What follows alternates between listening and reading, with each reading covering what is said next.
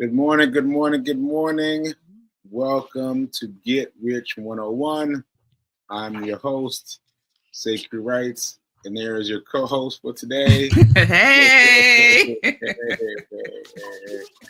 So I know you were trying to catch me while I was doing something just now. What I was doing was I was looking at these photos that Fee took of me and her cat. I was like, oh my God, look at all these photos. so very funny photos. I try to show them um, to the audience. I have to show Yeah. them to because they're really funny. But before I get confused, let me finish what I'm saying.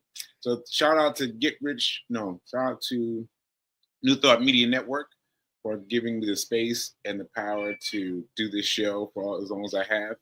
And just a reminder that we are telling you what we know from our experience, but we invite you to acknowledge what we know and add your own facts to it. Add your own facts Yes. to it. Ashe. Yes. Yeah, Ashe. Ashe. Okay. So I'm scared not to go right into it because I remember what happened last time.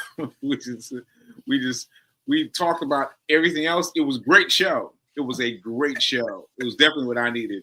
I wanted to give the people what they came here for. So let's talk about money. Let's talk about money. I hear Nelson in the background. Yes, Nelson is wilding out. He was right here. He was right here, right next to me, until just now. But anyway, it's funny. It's funny. Yeah. All right. So So where we gonna start? Where we going today? well, I want to start where we began because you mentioned on the show recently that we need to talk about this on Wednesday. What I was talking about that day was you have to do it for the children. Yes. And you started talking about how your kids want a car. Yes. Like, a car? You need his money. You need his money. And so I really want to talk about that because it made me realize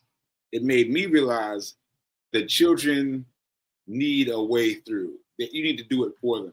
Because because honestly, there's this woman has a young child, and I've been trying to get the young child to do something. I'm like, come on, you can do it, you can do it, you can do it, you know. And she hasn't been doing anything. I'm just like, oh man. But now I realize that I have to do it for her. I do it for her and just let it grow and grow and grow. And then one day when she's ready, I'll be like, here you go. Right. Right. So, yeah. Well, let me start with a story. Mm-hmm. So last year, so I have twin girls. If folks don't know, I have twin girls. They will be 18 next month. Wow. Which is 18. like mind blown, right? Mind blown. Right. They're seniors in college, in high school, getting ready to go to college. Wow. In August. It's amazing to me. So last year, I'm doing my best to keep them out of banks. Out of banks. Right. The big banks.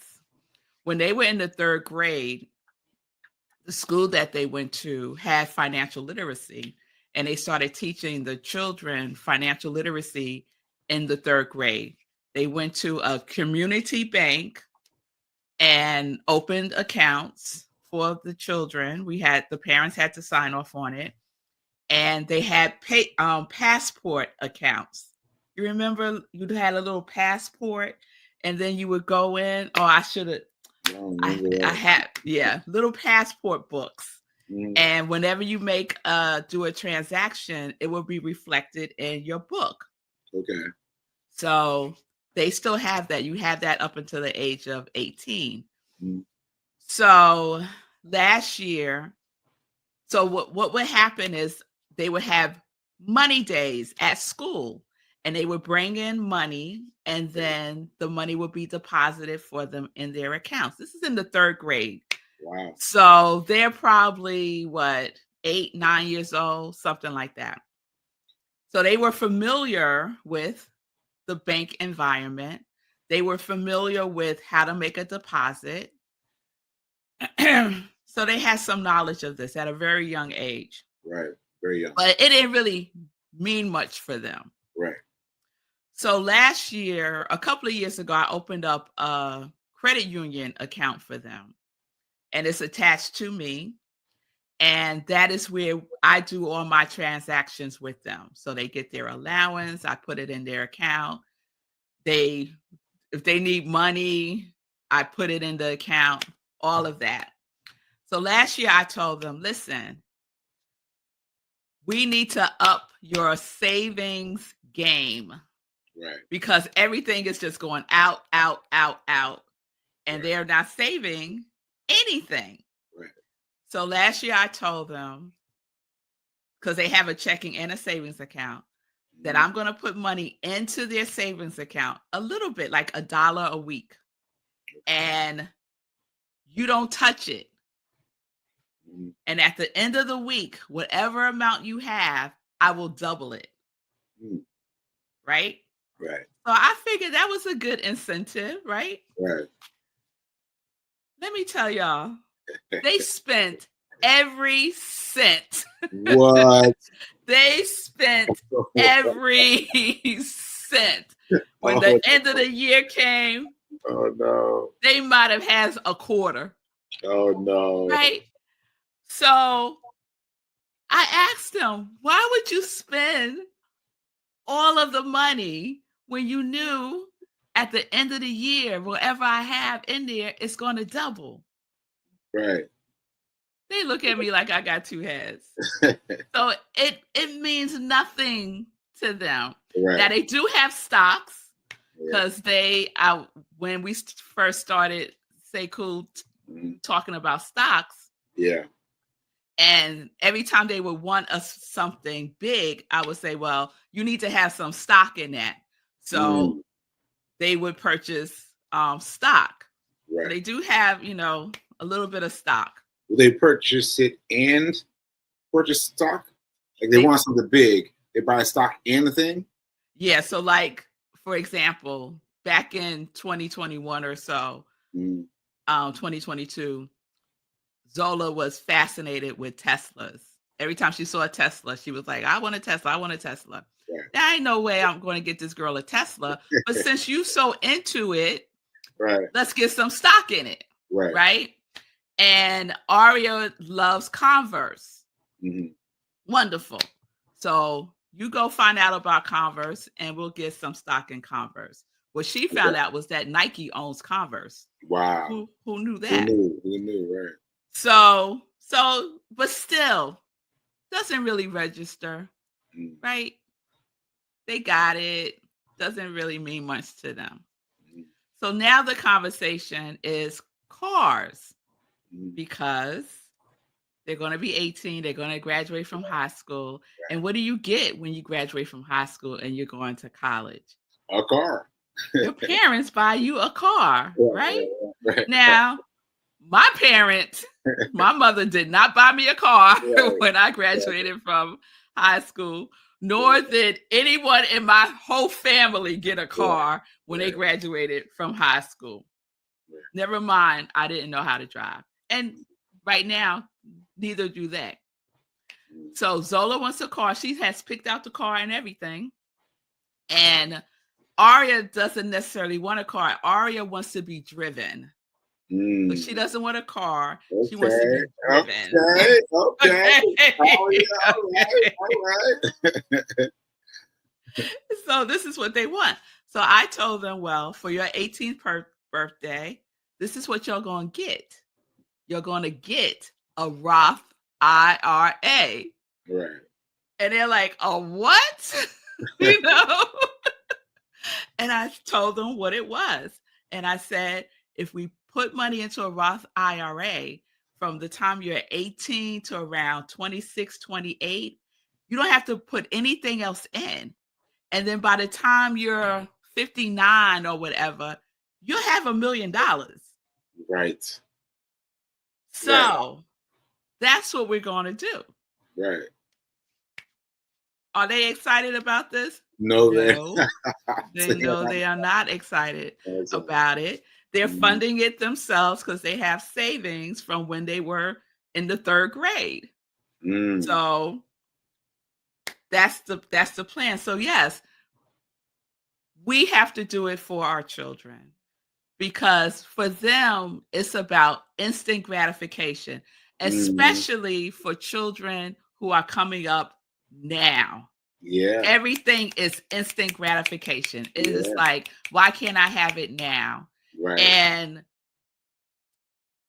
a lot of parents of children of this generation contributed to that. I confess, I have contributed to this idea that I can have it right now. Right. They ask me for something and I will make a way to make it happen. Yeah. Now that's not necessarily good. I'm not saying it's bad either, but so I'm a co-creator in the way that they a co-conspirator in the way that they regard money.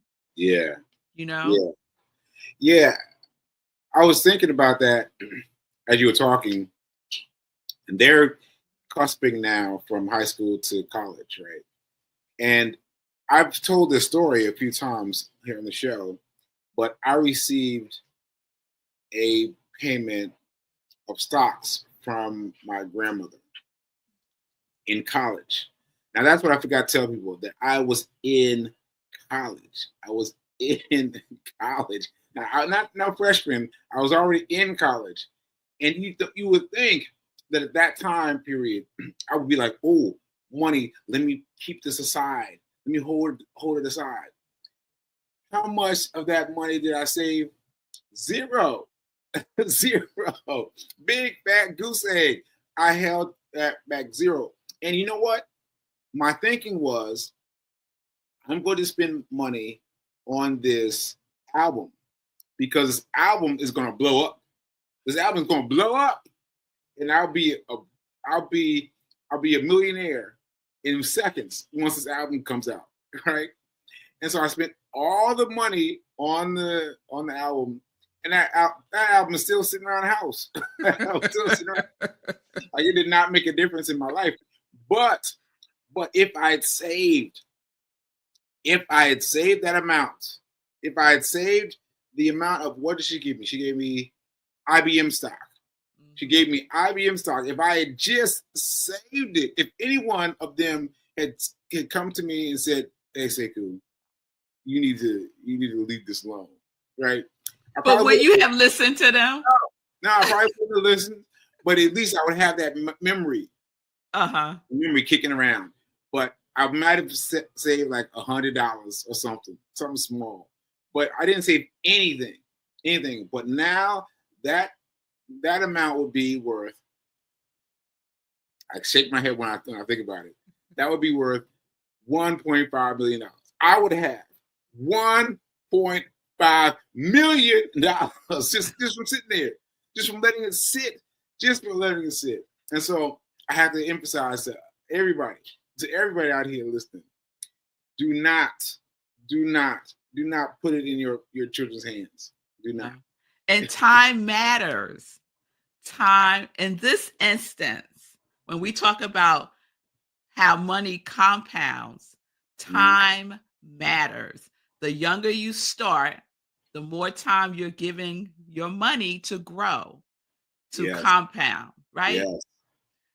And like, I probably knew this maybe in my late 20s when I got into human resources, and I would do presentations and have presenters come in to talk about our 403B and investing.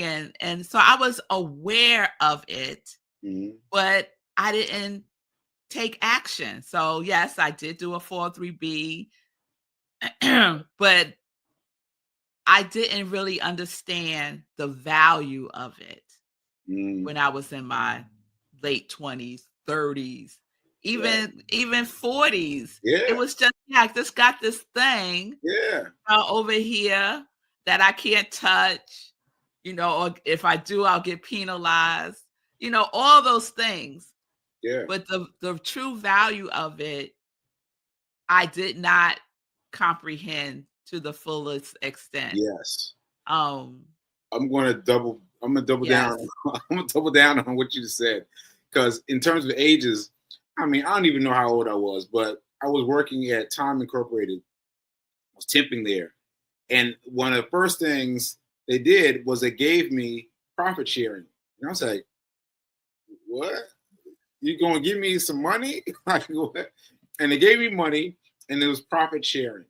And so I was like, all right, that's good because building this little nest egg that I will spend. I will spend.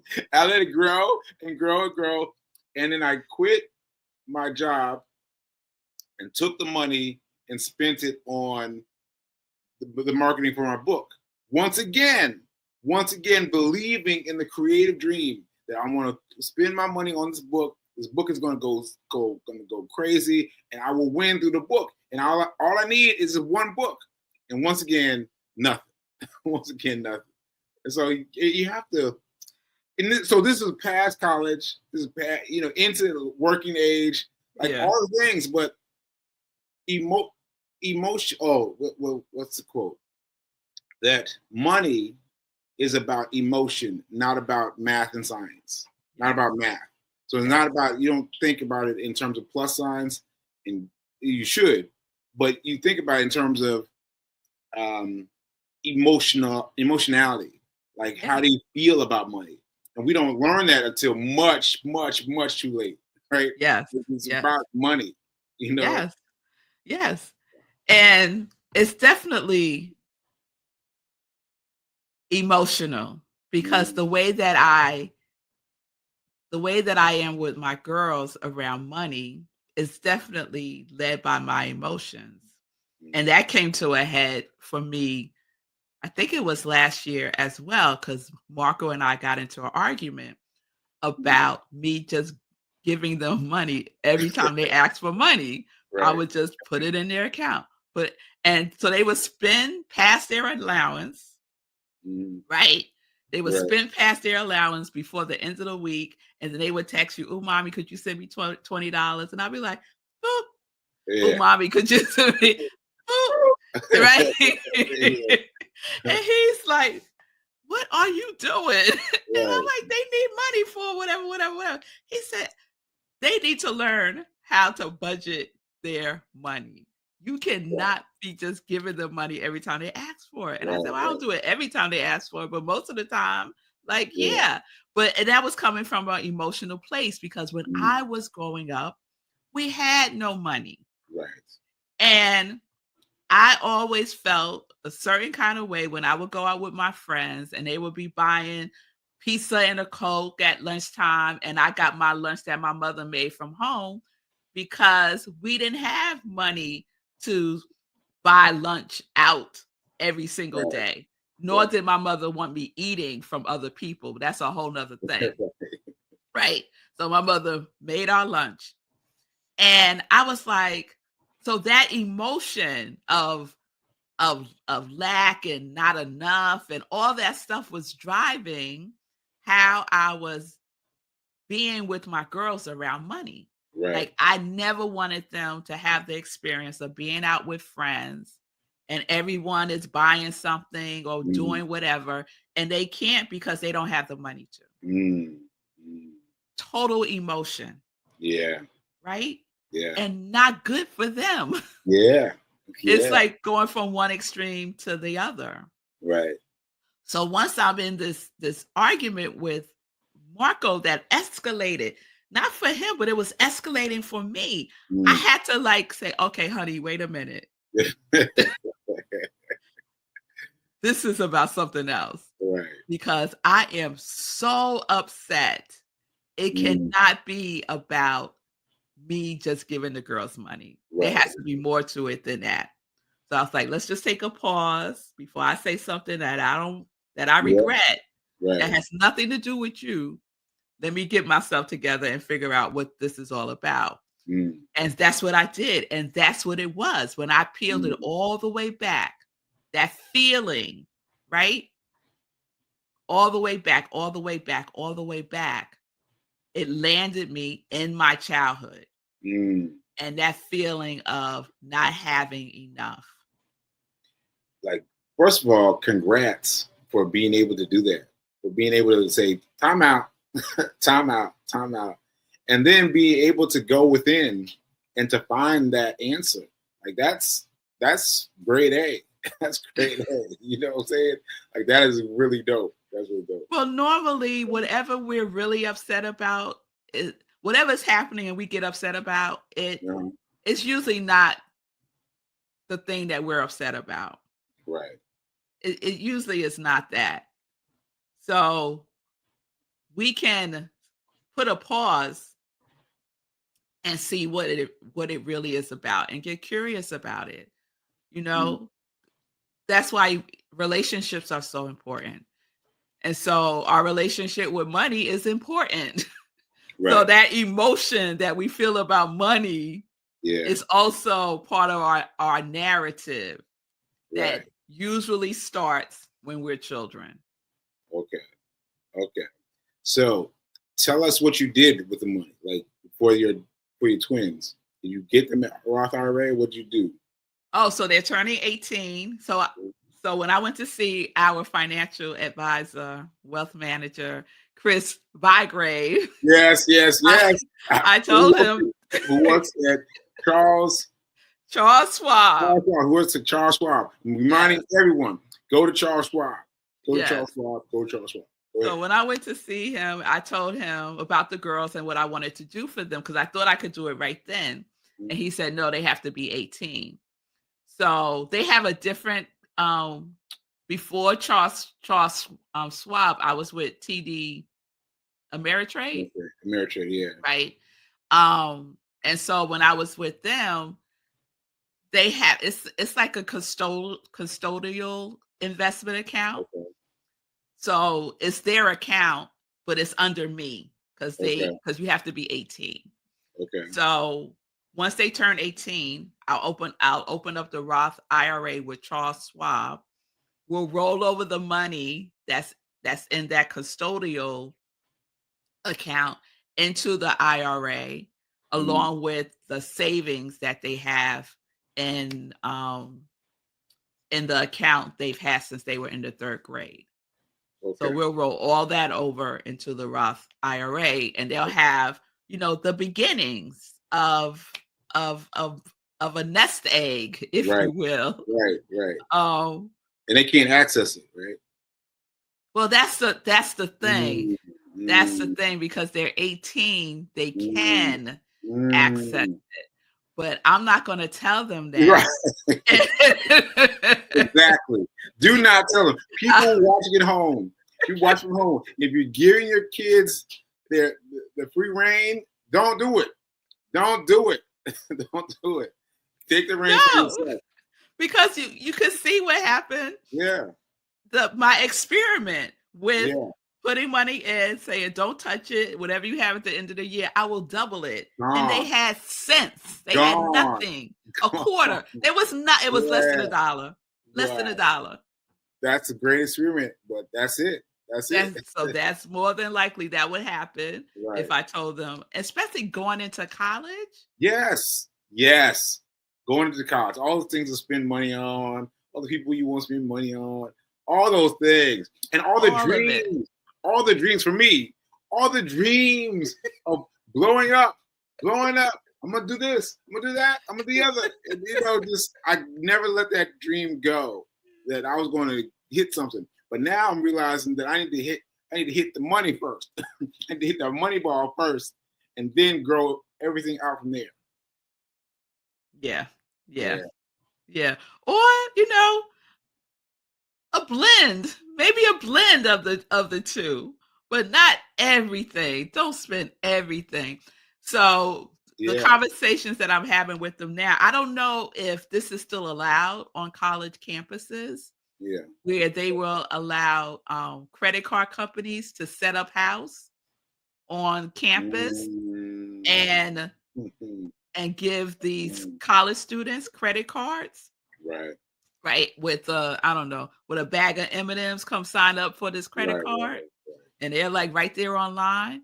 So I've been having that conversation. I feel like there was something happened where they stopped credit card companies from doing that, but I'm not 100% sure.